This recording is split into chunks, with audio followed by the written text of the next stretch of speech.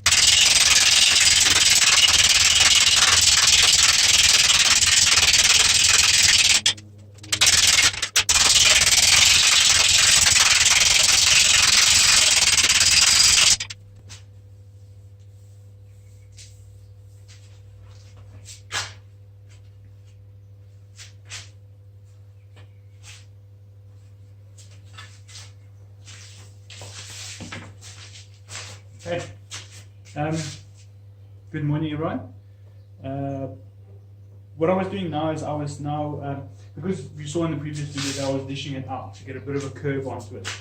So I gave that curve, but left dimples in it, obviously from hitting from the one side. So now what I'm doing is I'm trying to smooth those dimples out using a flatter faced hammer, also again on the inside to smooth it out on this side against the anvil surface. Then what I'm going to do after this is once I do the other side, I will then start replenishing on this side. I'll explain more of that when I get to that. So I'm just going to finish up on this side with the smoothing out the dishing on that side.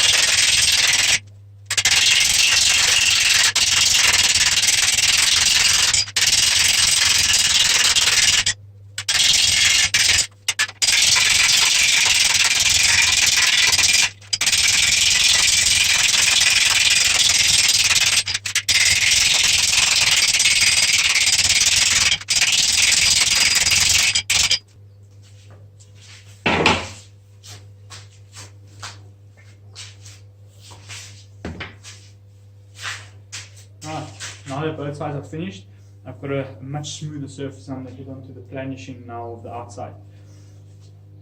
What this also helps you do is it helps refine the curve that I've got into it. Because you're doing finer, lighter strokes or hammers, strokes with the hammer, it's sort of refining, giving me a more finer control of the curve that I've put into here. And now you can see that I've got a nice curve going. It's still warped a little bit, but that will also now refine out. Now I'll get on to planishing. Okay, so now moving over to the planishing part here. So now the planishing will be hammering strokes on the outside of it over a rounded shape. So here's my rounded shape. I'm going to be rolling it over here and using most commonly known as a chasing hammer with a rather large flat surface. I will be hammering it to smooth it out. This now, planishing, for those who don't know, planishing is essentially polishing with a hammer, planishing, and was a critical part of smoothing out armor, giving it a smoother finish. Otherwise, you can probably see a rough effect on the surface of this from working it. Now with planishing, I'm going to be smoothing out all of those mountains. I'm going to press flat. The valleys I'm going to be pushing up, hammering down on the sides of it. So I'm going to smooth it out. What I have found though is by doing this, the more efficiently you do it, the less sanding there is.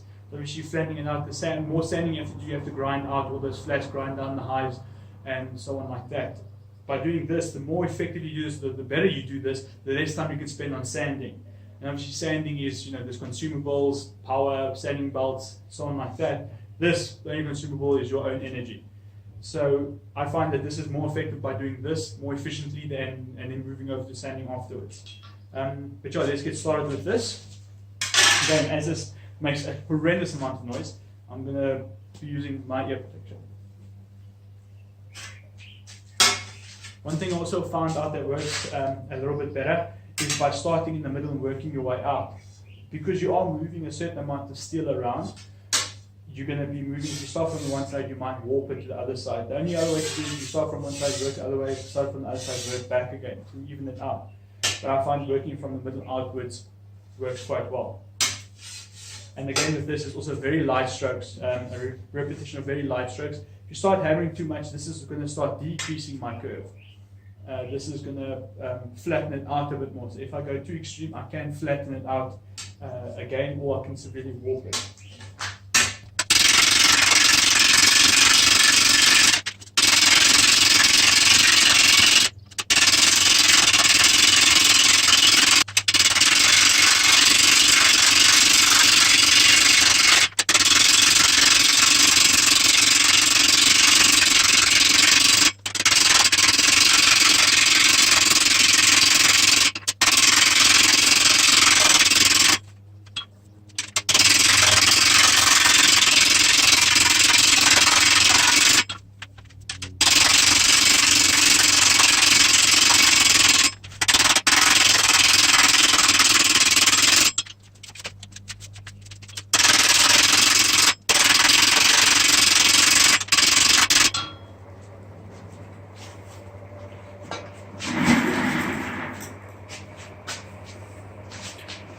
Right, so I'm going to quickly show you here. You can see the, I have painted this black with a light coat of black spray paint, just so I can show you the hammer marks over the surface. I just quickly went through this. Now you can see obviously the kind of hammering patina that you'll get over it. It can be finer. The finer you get it, like I said, the better. You'll get less creases. So essentially all of those sort of matte spots will still be high areas or low areas that hasn't been smoothed out yet. All of the shiny areas have been hammered. Another thing to take into account is the face of your hammer is what imprint you're going to leave onto the metal. So if you get a polished hammer face, it will leave a polished surface into your metal, and then also the easier to see. I do suggest, if you're starting off, is to paint this like a light painting of black spray paint, just so you can see better where all your hammer marks are, and you can see where you have hammered and where you haven't yet. You can clearly see there now where I have hammered. So this area has been planished and this area has not been planished. You can see the difference in the surface finish. Alright, I'm going to finish up these two, planishing on both sides, and then we will carry on to the next step. Okay, so I've finished up now both sides of the brim. Finished planning, you can now see nicely that surface is all planished up and nice and polished, and it's helped refine the edge quite a bit, or the roll quite a bit more. That final planishing helps refine it very nicely. I've got a very smooth, very slightly only warped now. That will, you'll work out that now, and the strength of it now, obviously because you've got that curve, it will not bend, not anymore. So that also, just to help with the look a little bit, also add incredible strength to the steel, due to like structural strength. Okay, great. All right. So now what I've done is I've moved over to my, let's see if you can get a shot of that, my horizontal peened hammer. Let's get it to you. Yeah, so there's my horizontal peened hammer. So now what I'm going to do with this edge is, now the mark along there, is I'm going to roll this one outwards. So that's what I'm going to do by hammering this. So I'm going to show, hopefully try and get a close-up of this. Again, I suggest iron from the middle outwards. It's just to help with the way the steel's moving.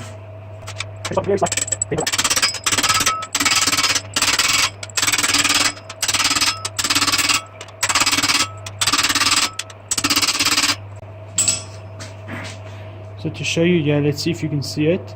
See those creases along there? There we go, that's a nice shot. So as you can see, the way this hammer works is if it hits vertically up like this, it pushes the steel that way. So expanding this helps also roll it over, but that's why I suggest you move from the middle outwards, because it's expanding it out, and you can often see sometimes it'll start warping out. That's why you just do slight bends.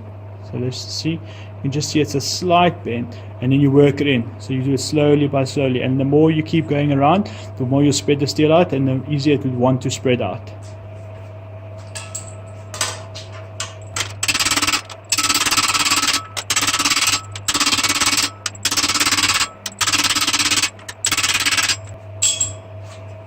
Okay, so now you can see that I've set the crease. So now I can just carry on following that line, keep folding it over. Then when it's done, it should have a nice nearly 90-degree lip sticking out here, and which we can then work into the brim of the helmet. Right.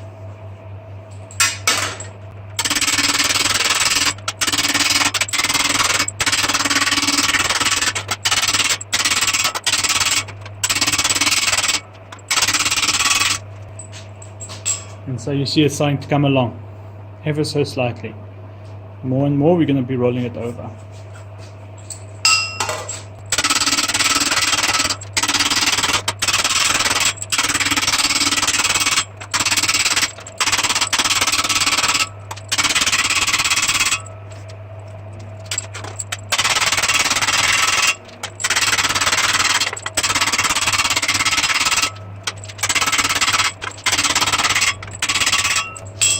Right.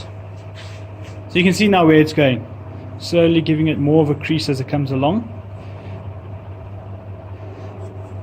Until it's there. Alright. So we'll carry this on when I finish both of them. I don't want to bore you all out while I carry on working with this. Alright, see you in a bit. Okay. So now I've finished rolling these edges. So you can see both of them are nice and rolled over. Now do the fitting.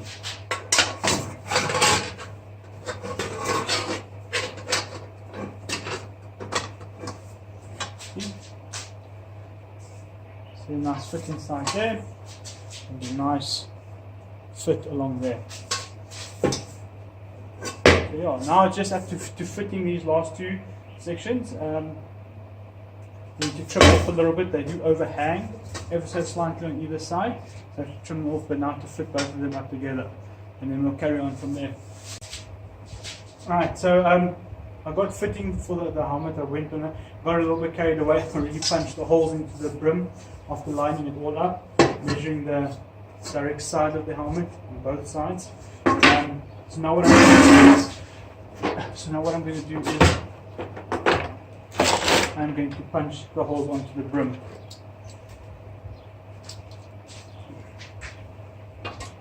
Which I'm not going to do because the punch can't go into there.